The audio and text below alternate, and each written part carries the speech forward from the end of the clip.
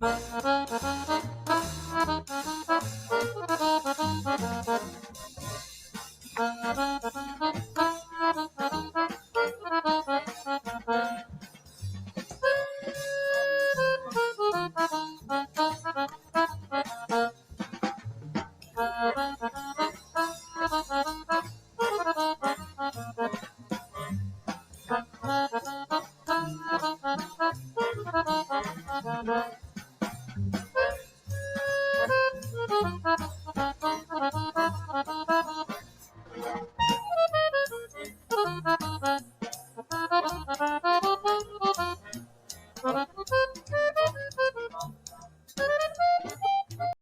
hello, everybody, and welcome to another episode of the Snap No Tap podcast.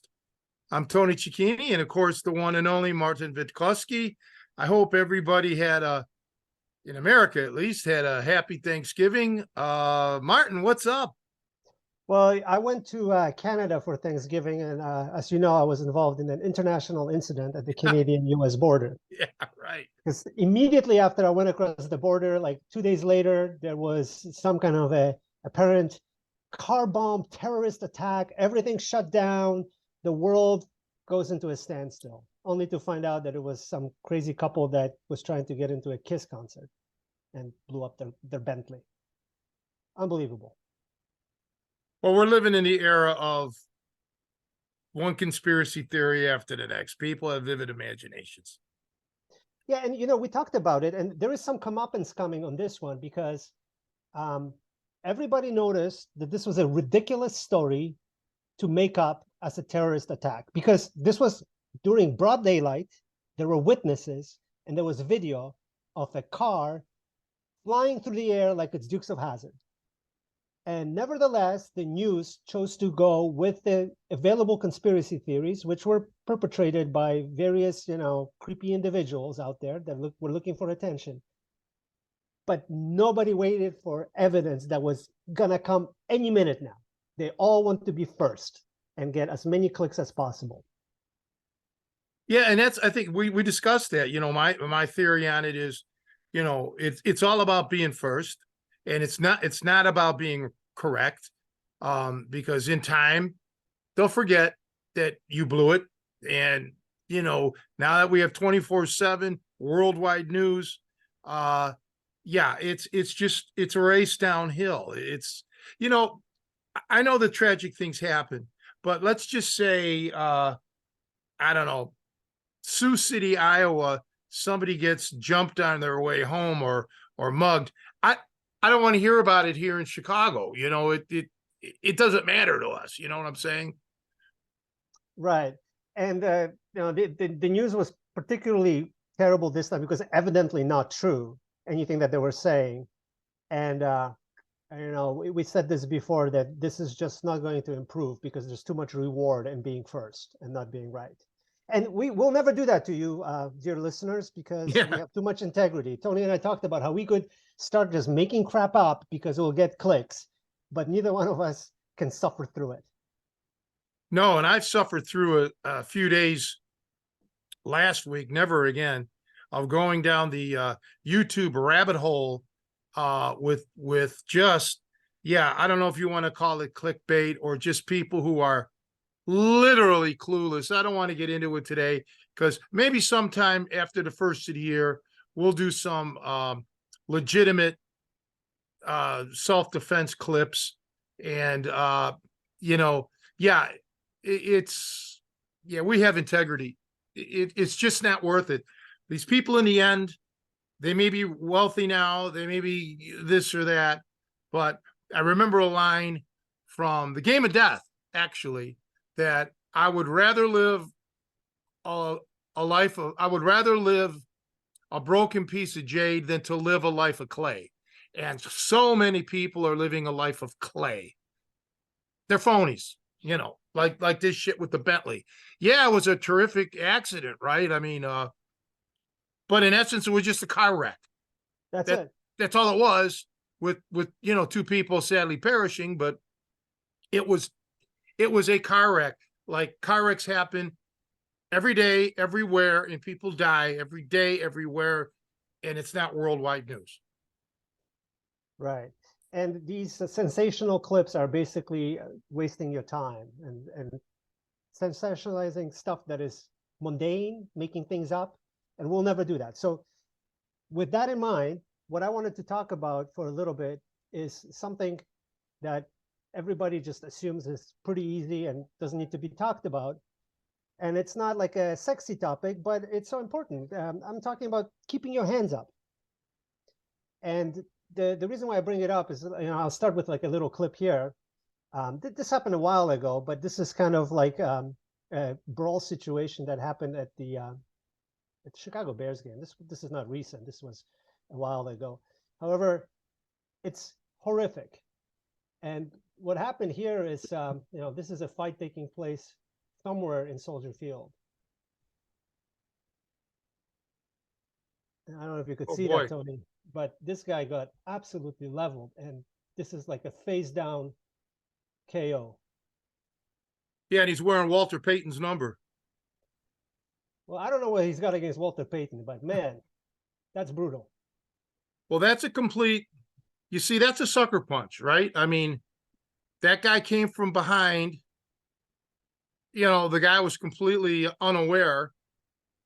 Um, and that can happen to anybody, but you're right. You have to learn, like, okay, I don't, you just showed a very few seconds there.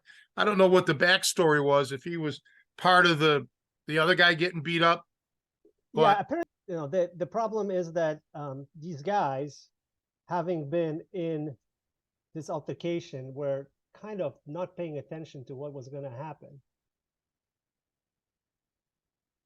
So this has been an ongoing altercation, and like, wow. yeah, it's hard. See, there was a guy right to his immediate left, right before he got knocked down. So it's hard for me to make a judgment here on, like, see that guy right there with the gold pants? I mean, Yeah. who is he? I don't know. Right? These brawls always involve multiple people. Yeah, right. I know what you're talking about. Well, yeah, I mean, so it's, unfortunately with that clip, I can't really decipher it, other than, yeah, that guy came up from behind and whacked him. And man, he was down for actually, he's very lucky. Let's focus on that, because see, the guy could have started stomping him and he just walked away from him. He's actually very lucky that it just didn't get worse. And he gets hit again. At this point, the guy should just think about taking up basketball or something. Yeah, fighting is not in that guy's future there. Yeah, he was definitely not ready for that punch. I guess that's the point I was trying to make. And I think I've told you before that on the Lennox Lewis documentary, he talks about how he expected Riddick Bowe to sucker punch him, and when he was near Riddick Bowe, he found all kinds of excuses to have his hands near his face.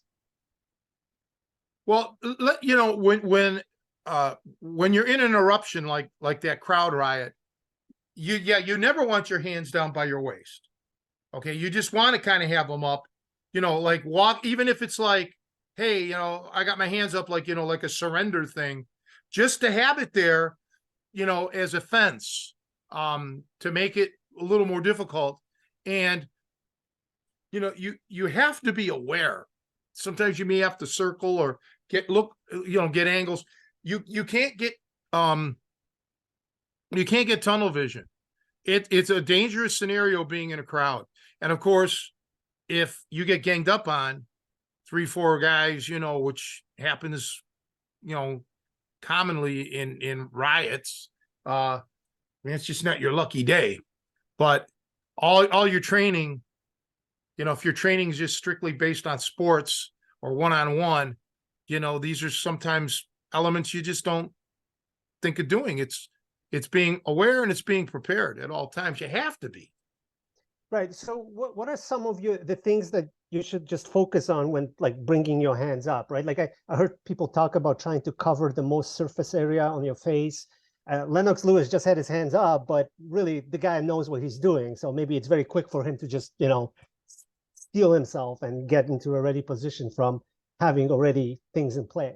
Well, that's like I said, like you have your hands up, like you're a surrender, not way out, but keep your elbows tucked, keep your hands in line with your face. You know, they don't have to be on your face. Just be there so you can, like comb your hair kind of thing, block and defense and footwork. Learn how to move properly. Footwork is so important. And you've heard me bitch and moan that, a lot of people don't really utilize proper footwork. Working on your footwork, learning how to pivot quickly or lower, change your, level change. I don't mean like a wrestler going way low, but like a boxer level change so you can, slip under and stuff. Who cares what you look like? All right. I mean, I'd rather be caught looking with my hands up than looking like that number 34 was while he's looking at the pavement shit. So you just have to be safe. Yeah, I'm surprised number 34 got up. Like that was, I thought he was like dead, literally. I mean, there was recently a death in Chicago. Somebody got wailed on in a sucker punch situation and never got out. But let me show you this other clip, which is something that I've said before. There is a bunch of people in the sporting environment that have such a fundamentally scary approach that I can't watch them. It gives me agita. I get scared thinking something bad's about to happen. So this is a fight. Okay, which guy am I looking at now? Well, you tell me, which guy has the improper or unsafe thing? Which guy makes me nervous to look at? Well, of course, the guy with the red shorts on, because, with his hand, with his hands so low, even after that kick, I mean, he's almost like baiting the guy to come in on him. I don't know these two. I don't know, the skill level. The guy with the black did a couple of head slips there. This is just, all right, I don't care what happens. The fact of the matter is, the guy with the red shorts, this keeping your hands down stuff, it's just, you're just looking for trouble. Yeah, it's scary to me, right? Because, I mean, at one point he's like this. Yeah, he's baiting him. He's baiting him. But unless you are in that kind of a shape, at that kind of an age, not getting away with it will have some horrible consequences. You'll end up like 34. Yeah, right. And like the other guy, Glover Teixeira, is like an older guy, more experienced, and he's fundamentally more conservative, which doesn't make me nervous to look at. Like, if he is keeping his hands up and having a competent technique, I enjoy that, watching that kind of person more, because I don't feel like they're gonna get stretchered out of there. Well, let me ask you this ponytail thing or whatever you want to call that, is it illegal to grab the hair now in UFC or no? It's illegal. It's illegal. See what I mean? Yeah. Okay. Yeah, that's just not fundamental. I mean, look how he's leaning forward. Even the guy in the red, even his balance is off there. I don't know who his opponent is. I don't know either one of these guys, but I mean, you're going to eventually run into somebody who's going to take advantage of, your guard being down and you always being out of balance. Yeah, not good to me. I'll be honest with you. Yeah, it's scary to me. And I don't know, you also, like when you watch him throw punches, he throws punches that I would think should be thrown from closer in, and he throws them from really far away. So he's reaching for them. And if you watch boxing, that is a very punishable offense. And another competent boxer will take advantage of that. At least, like, when I watch boxing, I'm a fan.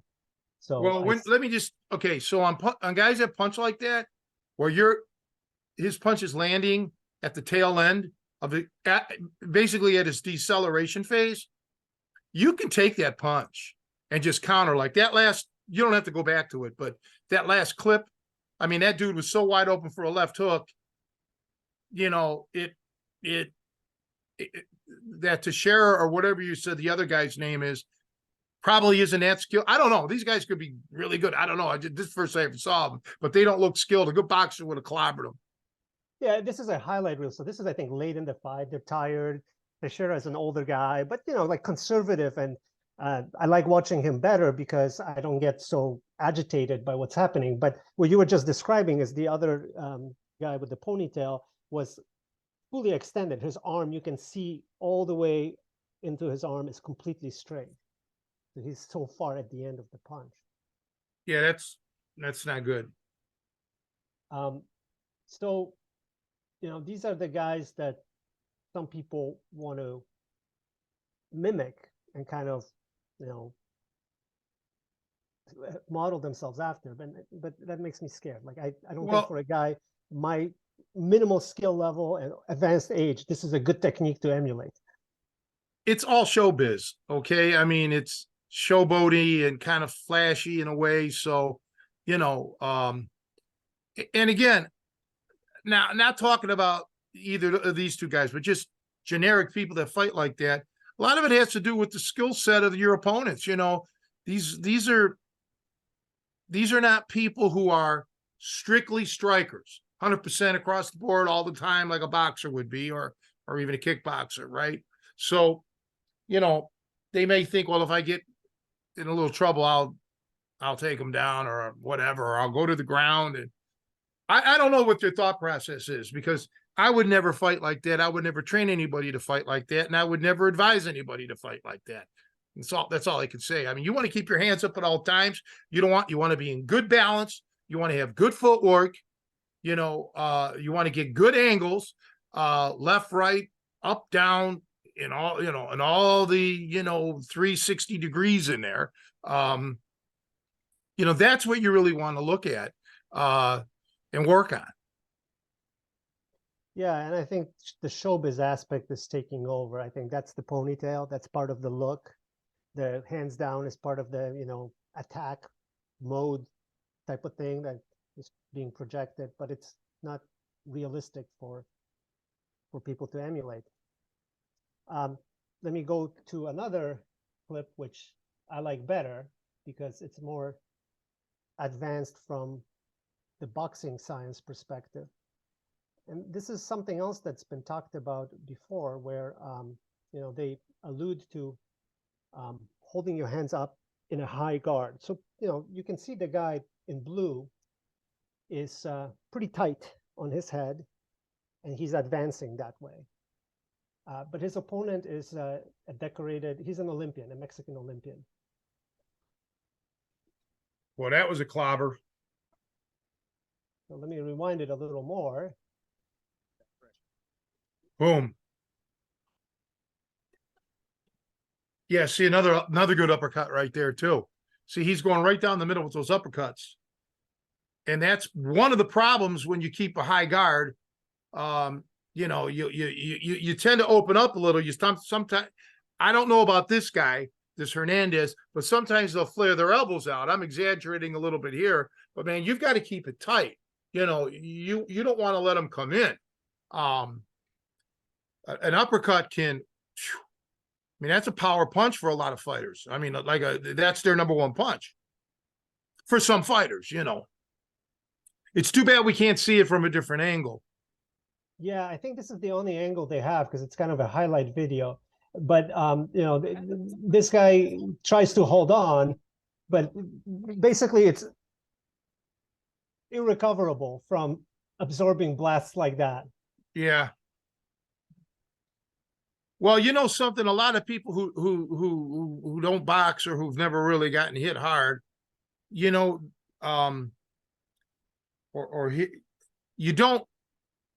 always go down. Okay.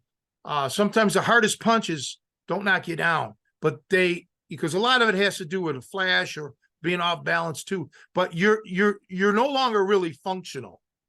Okay. You don't know who you are, where you are, what's going on, blah, blah, blah, blah, blah. And you're moving on autonomics, basically, right? So it's like being out on your feet, that expression.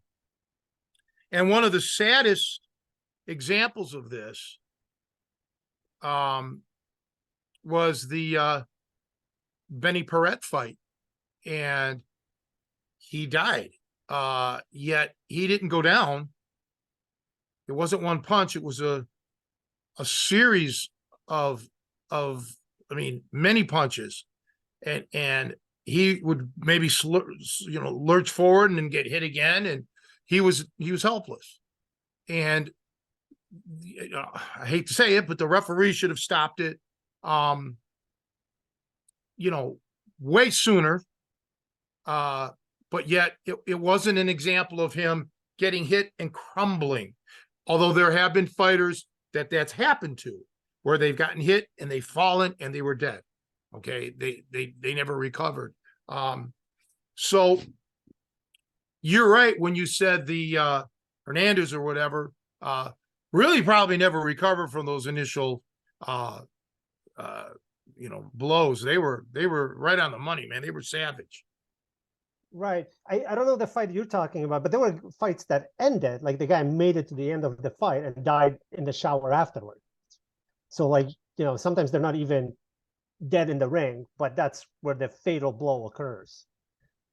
Oh yeah, absolutely. Yeah, it's scary, okay, because there is no textbook example. It can happen, at any time. Going way back to when Primo Carnera, Ernie Schaff died in the ring. And pretty much everybody realizes that it was Max Baer that actually probably killed Ernie Schaff in their previous fight. He gave such a savage beating to Ernie Schaff that he was a walking dead man. And all it took was the right punch, the right tap even. It could have even happened, let's say from a car accident. He could have hit his head, and that would have killed him because the damage was already done previously.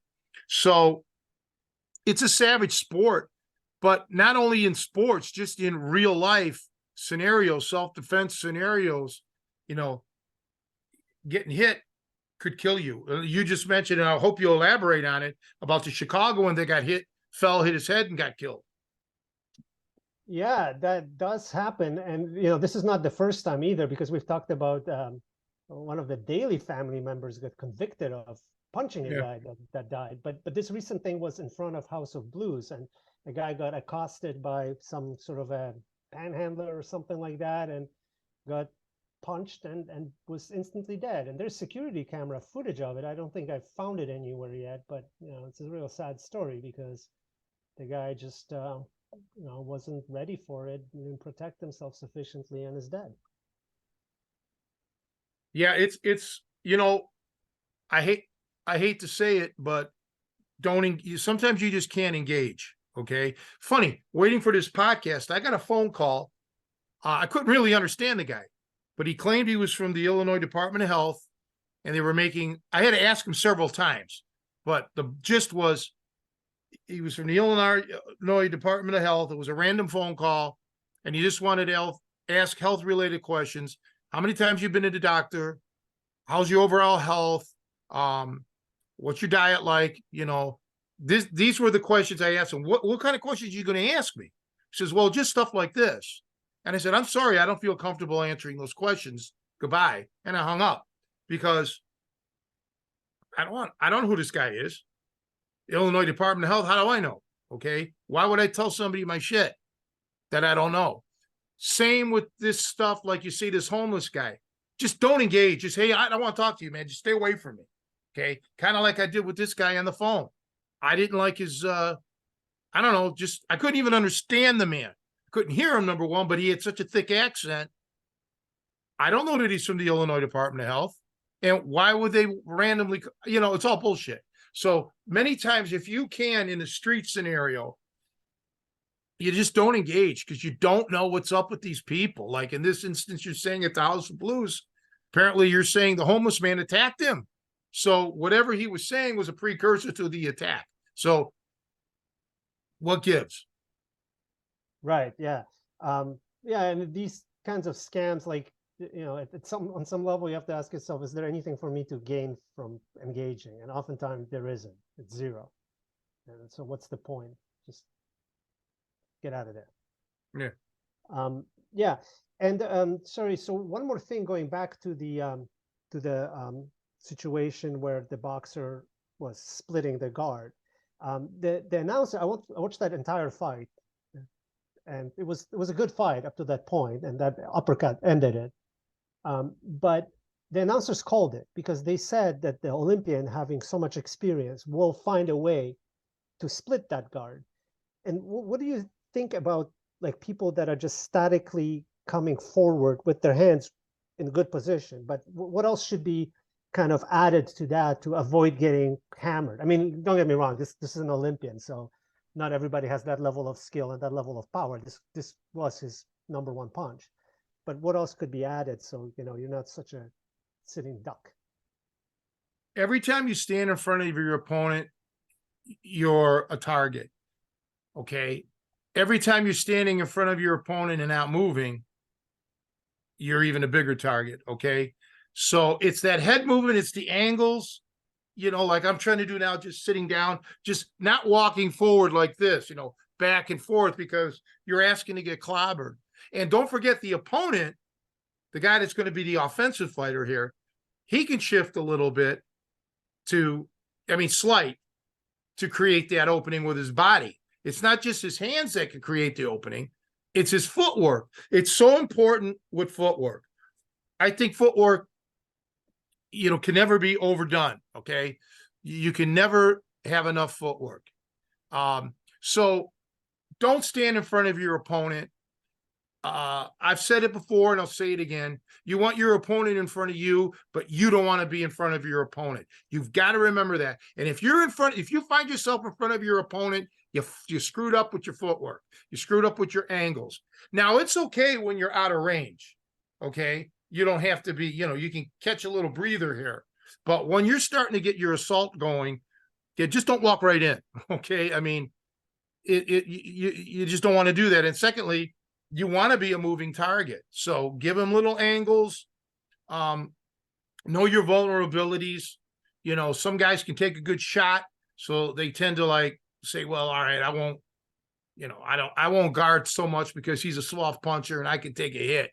But for the rest of us that, you want to protect yourself at all times, do not come straight in on your opponent.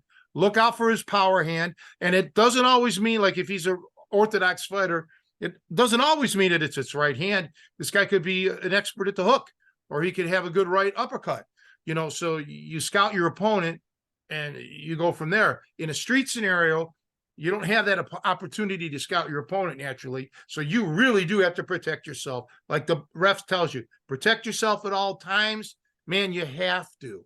That's one of the greatest sports sayings, because it's so true. To protect yourself at all times. It's not just a cliche. It's actually sound advice. It's part of boxing. You just really do have to protect yourself, because the ref can't get there sometimes in time, or will allow something to go on a little bit longer. As I said with Benny Perret. But just frigging, man, number one, protect yourself at all times. Number two, be a moving target, and don't be in front of your opponent if you don't, if you can't, if you can help it. And possibly have at least a little bit of conditioning so this footwork actually happens, right? Well, that's the whole thing. This takes energy. Movement takes energy. So you have to have your conditioning. And frankly, we're getting kind of deep here, but if you just don't have that conditioning for whatever reason, okay, then you got to just say, well, I got 4 rounds in me, so let me just open up. Let me just be completely offensive and take them out. If I can't take them out, I concede. I'll lose the fight. It's funny that you mentioned that. There were 2 really good fights this weekend. One of them, and they both ended with the fighter quitting on the stool between rounds. And it wasn't because they were, out of shape, but they've eaten so much punishment in the earlier rounds that there was no sense in going on. And it was like a lot of body blows to the point where the legs would kind of stop working. So, round 1, 2, 3, they were working really hard at kind of like, you'd see Joe Frazier work. He was a very busy guy because they were typically outmatched, or he was typically outmatched size-wise. And same with these guys. For like 3 rounds, they were still at it. They were doing okay, but they got just their body got so beat up that you could see them slow down, slow down. By round 5, they were taking so many blows that round 6, they said, that's it. There's no point. Well, that's good. You know, that's wise because you don't. I mean, yeah, people will say, well, he could have maybe gotten a lucky punch in there, but you know, you got to think about your career, your future, your life. You know, especially after boxing. You know, these wars you take a lot out of you. You know, and in essence, they could all be deadly fights because you know with CTE and you know Dementia Pugilistica, you know it doesn't take 1,000 blows. Okay, this is something that people have to get that don't understand it. It doesn't take 1,000 hits. It sometimes only 1 or 2. You know, it depends. But yeah, you just I don't know the fight. I didn't see the fight, but Yeah, it's one of those things that we can't show because it takes too long to show how the tide turns. I would love to see yeah. it with you live somewhere because it was a fun and satisfying fight to watch. But obviously, you can't just dilute it or sorry concentrate it into like a 30-second clip. You got to Yeah. see how it turns. It takes 6 rounds. That's almost 20 minutes of fighting. That's a long time in terms of getting hit and what can happen during that period of time. Yeah, that's another thing. I don't think a lot of people even realize how long 3 minutes is when you're really, you know, under pressure and getting hit with a lot of body shots and head shots. You know, it is a little different than when you put grappling into it because you know you can hold a little bit and rest a little bit. But man, just this constant go. Now you're talking 6 rounds. Now you're talking 12 rounds. And the old timers, you know, 15 rounds of stuff. Yeah, it's unbelievable. I don't think a lot of people truly understand how much effort that takes, how much conditioning. Let me ask you one thing. Like they were showing some training footage from these guys, warming up in the locker rooms before the fights. One of them had like a really weird device that looked very old timey. It was a wheel with a medicine ball in the middle. So he would hold the wheel and kind of work his core by rotating it. Have you ever seen something like that? You know, come to think of it, I think I may have. I've never used one, so I'm not familiar with it. But now that you mention that, I kind of think it looks like the planet Saturn. You know, Yeah, right. yeah, I do remember that, but I've never used one, so I can't, you know, I can't give any insight into it. Yeah, it looked old timey. Like I've never seen anything like that before, and I've seen plenty of gyms. So I figured it's either something really new or really old. I don't know, but I remember somewhere in my brain, I remember seeing something like that, and I don't even know if it was for boxing. I want to think that I saw somebody doing something on the ground with it, you know, not wrestling. I mean, not even fighting related, just fitness related, you know. But yeah, but I don't remember. But now I'll have to think about that. Yeah. uh, it's. I think I was saying this before that in 20 years, everything we're talking about that will be ancient history, and people will rediscover it on some ancient YouTube footage or whatever, and they'll be all amazed, even though to you and me, this is like modern. This the way things go and get buried. We've talked about that before. Like I think 20 years from now, people using knees to the head in a grappling situation will be like a secret technique that only some people have heard about from ancient black and white videos. Yeah, you know, speaking of ancient black and white videos, when you look at like some of the World War II stuff, right, combatives or whatever it was, I mean, they, you know, it is what it is. But they were using knees, you know, not again like high level, but the they know about it. You know, this is not rocket science. Okay, the human body is vulnerable. Men and women have been dissecting the body for centuries, and people know a way to inflict damage. It's there. I think some athletes today are probably superior as far as their strength or conditioning, but not the average Joe. The average Joe is the average Joe, right? So you and I have seen many, many average Joes, And the average Joes that we've seen from the 90s and 2000s and 2020s look just like the average Joes from 1940. Right. Yeah, and there is also like the sporting world gives rise to trends. So, you know, something that might have been the technique that was a to-go-to technique 10 years ago, you don't see much anymore because there's a new technique that everybody's gloating about or, you know, thinks is the next best thing. But in reality, there is a finite number of things and they're all, everything old is new again. Yeah, right. Yeah. And I think a lot of people are trying to reinvent the wheel. Like again, with their clickbait you were talking about earlier, they're trying to ooh and ah the YouTube crowd or the TikTok crowd or whatever it is. And when you know more than they do, you know, you can see, well, okay, your thing is flashy, but boy, are you vulnerable, you know, there's something else. Uh, yeah, it's just, we've said it before. There is no there's no more common sense, right? There's only very few people that actually possess it and the ability to think and to have critical thinking skills. Um, I I just don't see it. Well, right. So like the example that we've gone through before is like there is this emphasis on being prepared for every situation. So instead of learning one technique, one core skill, like keeping your hands up, not super sexy, but you could practice it forever and there's still things you could do better with it. People want to learn about what to do when you get thrown through a glass door, what to do when somebody comes at you with a bar stool.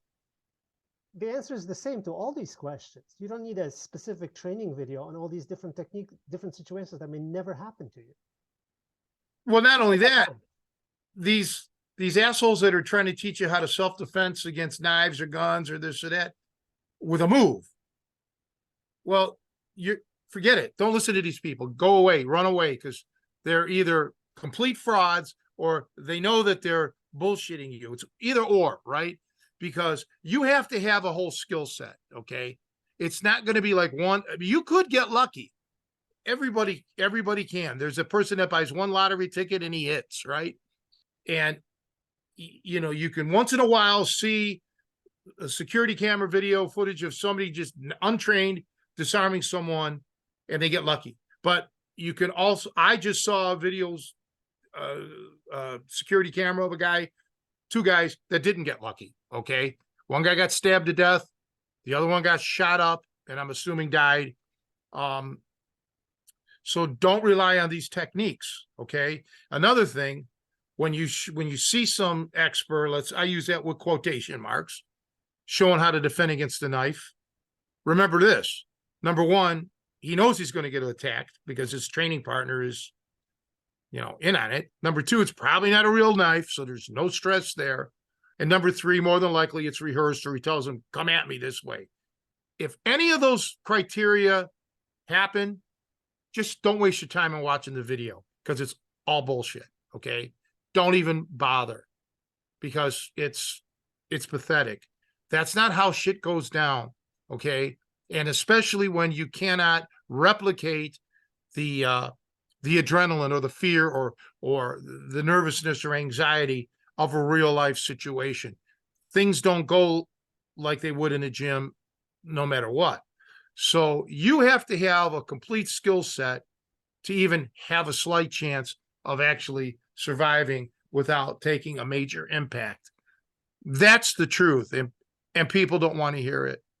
You know, people still want to believe, no, this move will work, or that move. I just can't in good conscience do it. It cost me a job many years ago because I refused to teach the bullshit disarms that they were showing because I told them, you'll get somebody killed with this crap. This shit won't work. Yeah, and there was a security guard that disarmed a guy with a rifle. And, you know, you would think that this is some amazing technique that is being deployed. But you know, I can't find the clip right now, but there's still screenshots. There it is. Well, Yeah. first, before, don't play it. Just stop. There's no clip. This is still screenshot. Okay, So, well then, here's first. Let me just say one thing: you never want to face any weapon, but something like this kind of a weapon, is actually easier to deal with than a pistol or or a blade, because you can get leverage here. All right. Um, and secondly, I saw this clip, and it appeared to me, now I don't know the guys involved, but it just appeared to me that the gunman wasn't really, I don't know, intent on killing this guy. Because he should have been blasting right away. But I'm telling you here, a long rifle like that is sometimes easier. I hate to say it, it's easier, because now it makes it sound like it's a piece of cake, it's a walk in the park. It's not, but it can be easier to disarm than a pistol or a knife, believe me. Yeah, I know what you're saying, right? Because I think sober commentators on this have said in the past that this is absolutely a scary situation, no doubt about it, and awesome job by the security guard. But this guy with the rifle could have been shooting up the store. This was, I think, a clinic, a methadone clinic. He could have been shooting it up through the window. He doesn't even have to come in. The fact that he went into a closed situation like this, with his rifle down and he's engaging in a conversation, to your point, that makes it a little more feasible. It's still unbelievably scary, but um, you know, this is pretty close compared to where Well, how far that's he just had to be another to do thing that damage. people don't address, is the intent. Now, not of this guy in particular, but of anybody. Okay. There are delusional people or criminals that let's say want to rob you, but that's really all they want to do. Their intent. I mean, and we've seen it on countless times through the years, where a woman will, I mean, I even saw clips of it when I was younger, and probably even now, where a woman will hit you over the head with their purse, little old lady and shit, and fight off the mugger. I mean, this isn't hyperbole. This shit happens. Obviously, the mugger just, didn't want all that. Okay. Just wanted, give me your money. And she didn't want to. She hits him. All right, to hell with it. I'm taking off. Okay. So intent, plays a big part of it. And this is something that people also in self-defense need to address. Otherwise, you know, they're, it's malpractice on their part to not let students know that if someone with a gun or a knife or so on is truly intent on killing you, or killing someone, uh, you got troubles. Yeah, they don't have to engage in a conversation like this guy did. Oh, here we go. See, he didn't even shoot at him.